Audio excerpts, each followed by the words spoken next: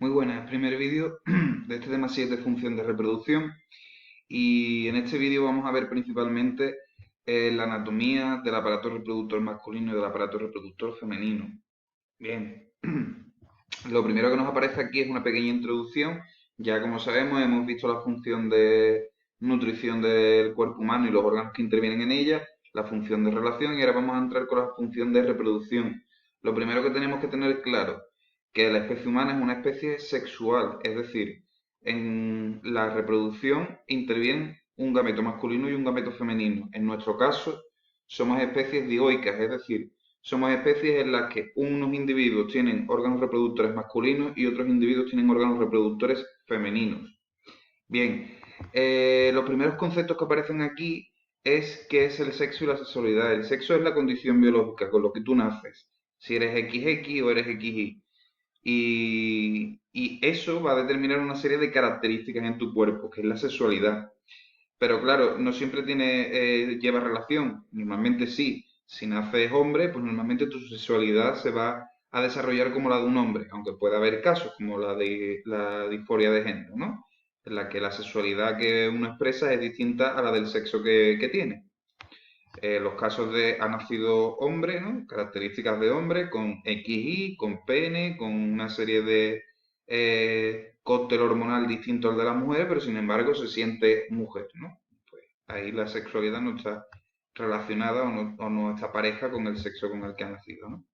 Después aparecen aquí las etapas de la vida según la sexualidad, que todas la conocemos, ¿no? La infancia, donde se adquiere la identidad sexual de la que estábamos hablando antes y una serie de conductas de la personalidad, de la psicología y demás.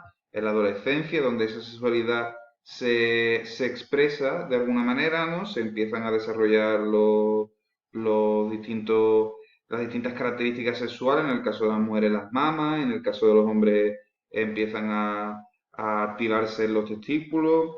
En el de las mujeres, por ejemplo, es la primera menstruación se produce aquí, ¿no? Etcétera. Y a la edad adulta, donde cuando llegas ya a muy adulto, ¿no? Pues las mujeres, en el caso de las mujeres, la identidad sexual no, pero la actividad sexual baja en el sentido de que dejan de tener la menstruación, que es lo que se llama la menopausia, ¿no? Bien, los cambios físicos, esto no hace falta que yo lo explique porque lo estoy viviendo ustedes. Aparición del vello facial y corporal, los cambios en la voz, las primeras eyaculaciones, desarrollo de las glándulas mamarias, en fin. Bien, nos metemos en anatomía del aparato reproductor masculino. Bien, lo primero que aparece aquí son las gónadas. Las gónadas que en el caso de los hombres o de los machos, en el caso de los mamíferos en general, se llaman testículos.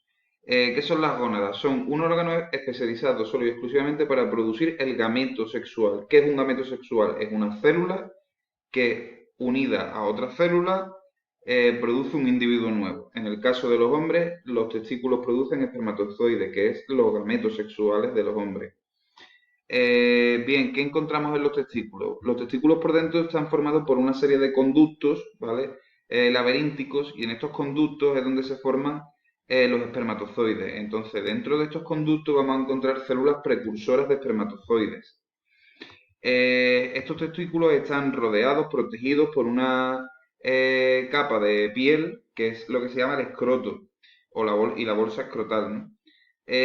Porque y esto es una característica muy curiosa, que es que las gónadas, que es la parte más importante del cuerpo de un individuo con respecto a la sexualidad, ¿no? Se encuentran muy desprotegidas, porque al final el escroto es una capa de piel que no protege apenas. Y es porque los testículos necesitan una temperatura muy concreta y no pueden estar dentro del organismo en la que la temperatura es mayor. De hecho, creo que sí, 3 grados inferior a la corporal, por eso están fuera, ¿no? Sin embargo, pues bueno, es algo que es llamativo porque son muy vulnerables a cualquier golpe o roce. Tenemos que pensar, por ejemplo, no tanto en nosotros que llevamos ropa, pero sí, por ejemplo, en un mono. Un mono va por el bosque y se puede rozar con eso, pues imagínense. Para eso está el escroto, para protegerlo, aunque bueno, tampoco es que lo proteja en especial. ¿Qué más encontramos en la gónada? Bueno, pues encontramos también algunas glándulas endocrinas que producen una hormona muy importante para nosotros, para los hombres, que es la testosterona. Bien, Estas gónadas van a estar conectadas con el final del pene, ¿vale? A través de unos conductos sexuales, tres conductos sexuales principalmente. El epidídimo. El epidídimo son unos conductos sexuales que se enrollan alrededor de los testículos y en ellos se produce la maduración de los espermatozoides. Digamos que aunque se producen los espermatozoides dentro de los testículos, la maduración se produce aquí en el epidídimo. Y va a ser un nexo de conexión entre los testículos y los conductos deferentes. Los conductos deferentes pasan a través de distintas glándulas que ahora veremos y conectan a todas esas glándulas, todo lo que producen esas glándulas más los espermatozoides a la uretra. La uretra es el conducto que está dentro del pene y ya hemos estudiado la uretra porque lo vimos en el aparato excretor. La uretra es un conducto que está dentro del pene y que se encarga de expulsar tanto el semen como la orina. Bien, estas glándulas por las que va pasando los conductos deferentes son las que van a producir la mezcla que forma lo que se llama el semen. ¿Qué es el semen? Es espermatozoides más una serie de líquidos y sustancias que necesitan los espermatozoides para poder vivir. Los espermatozoides son células y por lo tanto necesitan unas condiciones adecuadas. Entonces, estas glándulas anejas que encontramos pues serían las vesículas seminales, que se encuentran detrás de la vejiga urinaria, ¿vale? Y que producen el fluido seminal. ¿Qué es el fluido seminal? Es líquido, agua con azúcar, fructosa, glucosa, distintos glúcidos, que lo que sirven es, pues, para nutrir a los espermatozoides. Los espermatozoides van cogiendo esta fructosa, esta glucosa, para poder gastarla, para tener energía, para poder moverse. Segunda glándula que encontramos, la próstata. Está debajo de la vejiga y produce el fluido prostático. ¿Qué es el fluido prostático?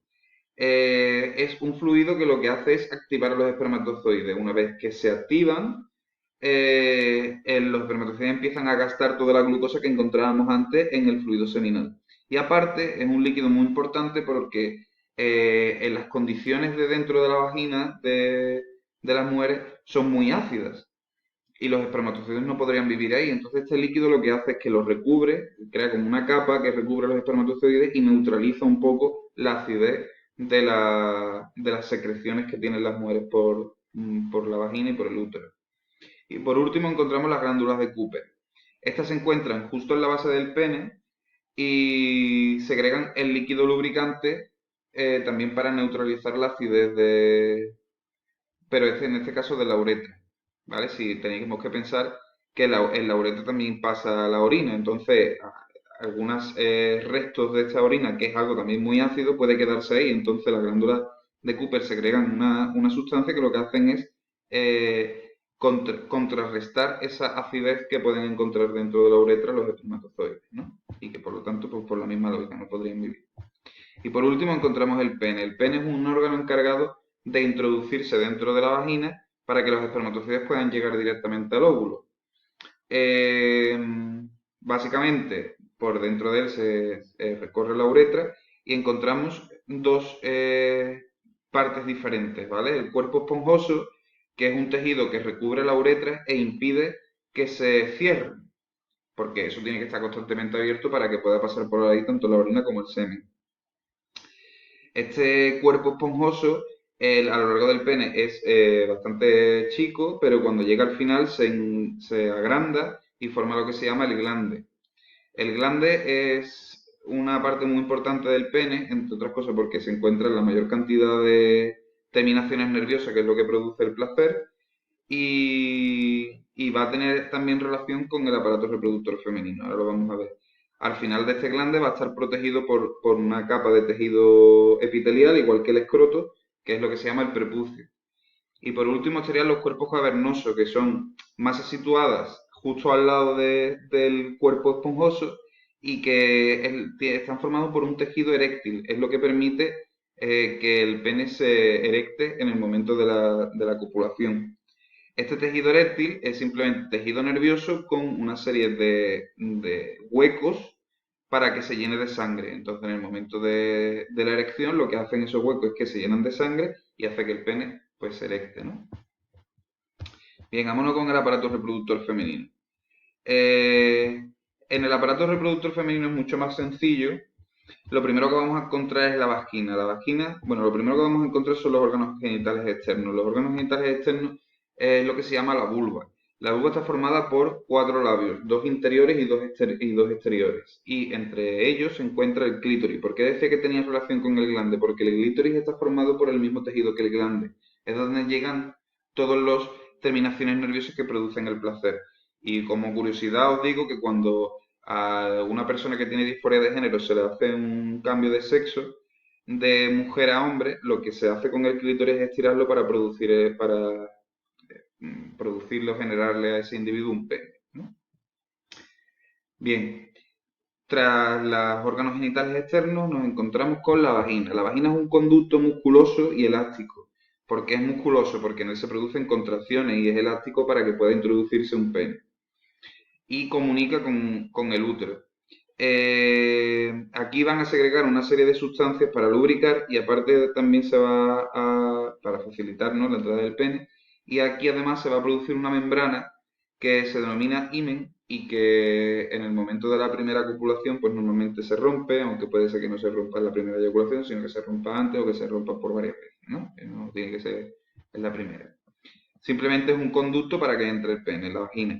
Tras la vagina encontramos el útero. Van a estar conectados por el cuello uterino o cervix, ¿vale? Y el útero quizás es la parte más importante o la que me quería centrar más, ya que tiene 2 capas principales, ¿vale? La del miometrio, que es toda la capa gruesa que vemos aquí, y dentro, no sé si veis una capa que tiene un color un poquito más oscuro, que es el endometrio. El miometrio es capa muscular y sirve para las contracciones, principalmente para las contracciones del parto. Y después el endometrio es una capa de tejido muy irrigado, es decir, al que llega mucha sangre y que cuando llega la menstruación se engorda. Agranda mucho ese endometrio para alojar a un óvulo fecundado. En el caso de que esté fecundado, ese endometrio va a formar la placenta, el líquido amniótico y demás, y cuando no es fecundado, pues se produce la menstruación, es decir, baja todo ese endometrio, toda esa capa de sangre, es la que se expulsa cuando comúnmente llamamos que se tiene la regla, ¿no? Tras el útero encontramos 2 conductos que van a estar conectados directamente con las gónadas femeninas, que son los ovarios. Y serían las trompas de falopio, que simplemente son 2 conductos que conectan los ovarios con el útero. ¿Para qué? Para que aquí que se produce el gameto femenino, el gameto sexual femenino, que es el óvulo, pues pueda ir por aquí, por las trompas de falopio, hasta llegar al útero, que es donde se aloja en el endometrio. Y volvemos a lo mismo. ¿Qué es fecundado? Se queda ahí. ¿Qué no es fecundado? Se expulsa con el endometrio. Estas gónadas femeninas las tenéis aquí, son del tamaño y forma de una almendra más o menos.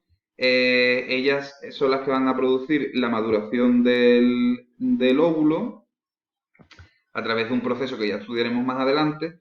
Y principalmente lo que me interesa es eso, que sepáis dónde se encuentran y que es aquí donde se van a producir una serie de hormonas sexuales femeninas súper importantes para el ciclo de cualquier mujer, que son los estrógenos y la progesterona, que veremos que tiene un papel fundamental en el ciclo menstrual de las mujeres. Bien, pues esto sería hasta todo de este primer vídeo. Tarea con respecto a este vídeo, que copiéis en el cuaderno tanto este dibujo como este dibujo y que señaléis las partes, ¿de acuerdo? Y eso es todo.